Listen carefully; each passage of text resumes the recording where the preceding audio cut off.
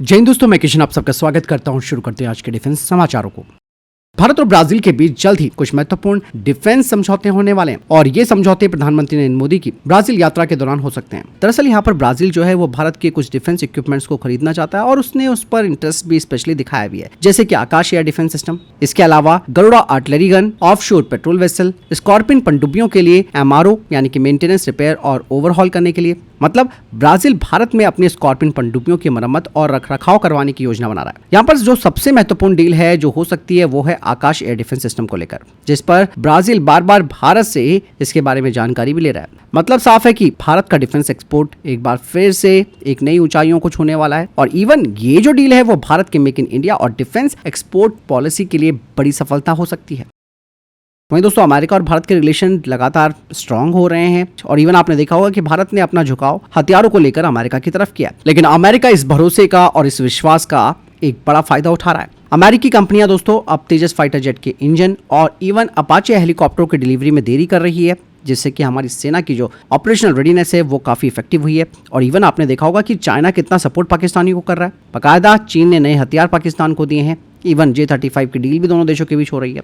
यहाँ पे स्पेशली दोस्तों मैं कहना चाहूंगा कि ट्रम्प गवर्नमेंट जो है वो भारत के साथ विश्वासघात कर रही है। सबसे पहले तो अमेरिकियों ने अपाचे हेलीकॉप्टर डील में धोखाधड़ी कर दी। यहाँ पर भारतीय सेना के लिए अपाचे हेलीकॉप्टर की डील की गई थी और काफी देरी होने के बावजूद भी आज तक ये हेलीकॉप्टर हमें नहीं मिले। और यहाँ पर अमेरिकी कंपनियां बोइंग और जी एरोस्पेस ये दोनों ही भारत के साथ गेम खेल रही है। आपने देखा होगा कि इंडियन एयरफोर्स के पास जो ऑलरेडी अपाचे हेलीकॉप्टर है वो कई बार ग्राउंड हो चुके हैं। क्या तकनीकी प्रॉब्लम है, इसे अभी तक सुलझाया नहीं जा सका है। हमारी विदेशियों पर निर्भरता लगातार बढ़ती जा रही है, जिसका खामियाजा अब हमें भुगतना पड़ रहा है। इवन ये डिपेंडेंसी हमारे लिए भारी पड़ती जा रही है। 2024 में भारतीय सेना का पहला अपाचे स्क्वाड्रन बनाया गया था, जिसे जोधपुर पे डिप्लॉय किया गया। भारतीय सेना को जो 6 हेलीकॉप्टर मिलने थे वो मिले नहीं है। लगातार टाइमलाइन को आगे खिसकाया जा रहा है। अब कहा जा रहा है कि शायद 2025 के अंत में भारतीय सेना को हेलीकॉप्टर्स मिलेंगे या अपाचे। मतलब साफ है कि इसकी वजह से हमारी जो पहले अपाचे की यानी कि फर्स्ट अपाचे स्क्वाड्रन है वो पूरी तरीके से ऑपरेशनल नहीं हो पाई है। दूसरी तरफ तेजस का हाल भी बेहाल है। जी एरोस्पेस F404 इंजन को डिलीवर करने में लेट कर रही है। 2025 में अभी तक सिर्फ एक ही इंजन मिल पाया है हमको।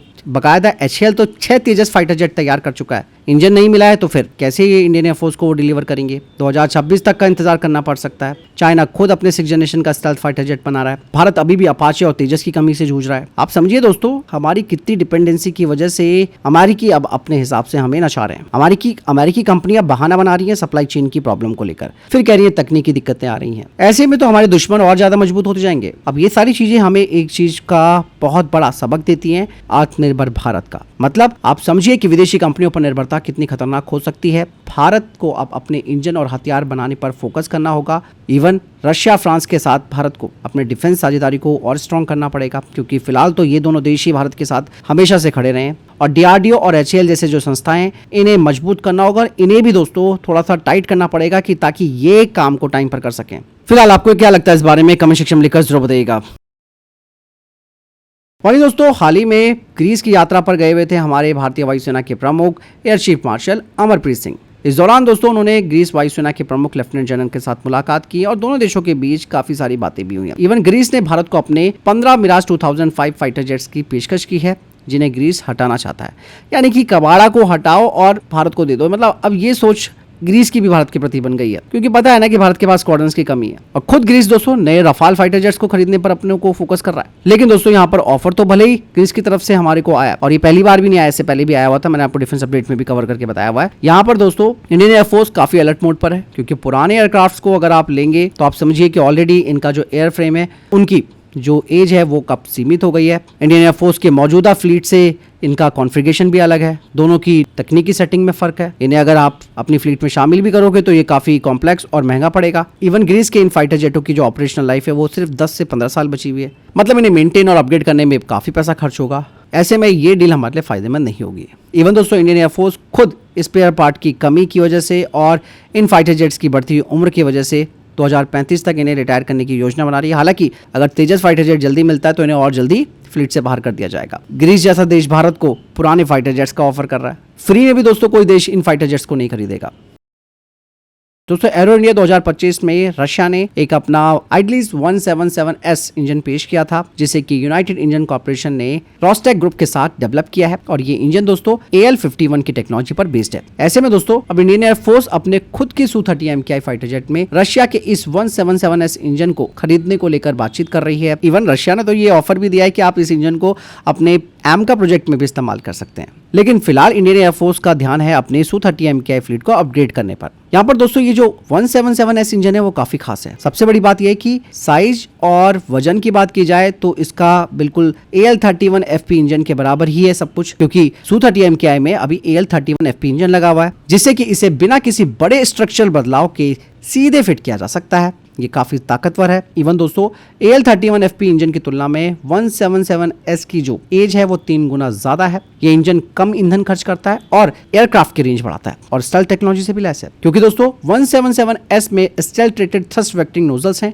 जो कि रडार और इंफ्रारेड सिग्नेचर को कम करते हैं, जिससे कि एयरक्राफ्ट की पकड़ में आने की जो संभावना है वो काफी कम हो जाती है। यहाँ पर दोस्तों भारत के पास एक और ऑप्शन था AL41F इंजन को चुने जाने का, जिसका इस्तेमाल Su-35 में किया जाता है। पहले इंडियन एयरफोर्स ने सोचा था इसके बारे में, क्योंकि ये इंजन भी AL31 से बेहतर वर्जन था, लेकिन इसके लिए Su-30 MKI में काफ़ी कुछ चेंजेस करने पड़ते, जिससे कि हमारे काफ़ी पैसा भी खर्च होता और फिर काफ़ी दिक्कतें भी आती। खुद दोस्तों रशिया ने अपने Su-30SM में AL41F का बड़े पैमाने पर इस्तेमाल ही नहीं किया। लेकिन यहाँ पर दोस्तों ये जो 177S इंजन है ये भले ही बहुत अच्छा हो सकता है हमारे Su-30 MKI के लिए, लेकिन इसके भी काफ़ी चैलेंजेस हमें देखने को मिलेंगे, जैसे कि अभी ये पूरी तरीके से डेवलप नहीं है, इंजन ऑपरेशनल नहीं है और रशिया के पास कोई बड़ा प्रोग्राम नहीं है जिस पर इस इंजन को वो लगाकर टेस्ट करे।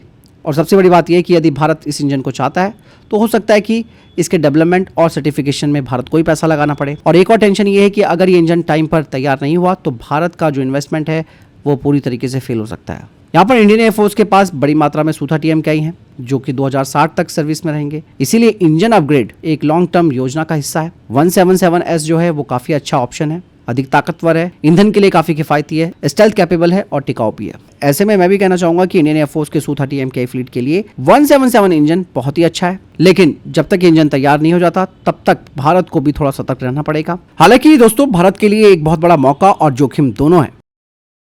दोस्तों भारत के स्वदेशी एयर डिफेंस सिस्टम को और मजबूत करने के लिए एक और बड़ा स्टेप उठाया जा रहा है। DRDO ने अब प्रोजेक्ट कुशा की M2 और M3 इंटरसेप्टर मिसाइलों के लिए मोबाइल लॉन्चर सिस्टम डेवलप करने के लिए कंपनियों से बिड मंगवाई है और ये परियोजना जैसे मैंने कहा कि प्रोजेक्ट कुशा के तहत आगे बढ़ रही है, जिसे कि extended range air defence system या फिर program long range surface to air missile भी कहा जाता है। इस पूरे प्रोजेक्ट की लागत करीबन 21,700 करोड़ रुपए की है और इंडियन एयरफोर्स के लिए प्रोजेक्ट कुशा की 5 स्क्वाड्रन्स तैयार की जाएंगी और जो 3 इंटरसेप्टर मिसाइलें हैं प्रोजेक्ट कुशा की, उसमें M1 की रेंज 150 किलोमीटर है, M2 की रेंज 250 किलोमीटर है और M3 की 350 से 400 किलोमीटर। अब यहाँ पर मोबाइल लॉन्चर सिस्टम की बात की जा रही है तो वो भी काफी इंपॉर्टेंट हो जाता है, क्योंकि मोबाइल लॉन्चर सिस्टम से मिसाइलों को जल्दी डिप्लॉय किया जा सकता है। ये सिस्टम जमीन पर मूवमेंट में फ्लेक्सिबिलिटी देता है, जिससे कि टारगेट की दिशा बदलने पर तेजी से प्रतिक्रिया दी जा सकती है।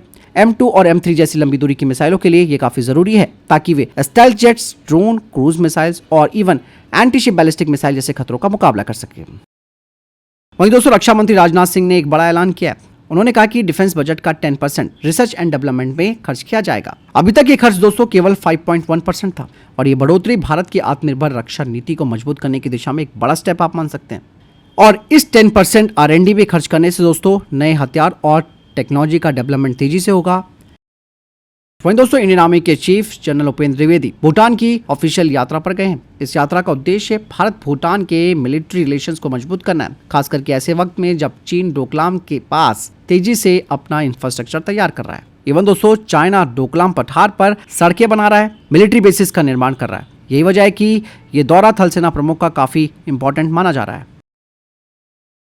दोस्तों वहीं भारत की एक स्टार्टअप कंपनी कलाम लैब्स ने दोस्तों हिमालय में 9,790 मीटर की ऊंचाई पर एक छोटे ड्रोन को उड़ाने में बड़ी सफलता पाई है। ये ड्रोन 4 किलोग्राम से भी कम वजन का है, इसका विंग स्पैन 2 मीटर से कम है और इस उड़ान ने इसे अपने साइज के ड्रोन में दुनिया की सबसे ऊंची उड़ान बनाने का एक रिकॉर्ड भी अपने नाम दर्ज करवाया।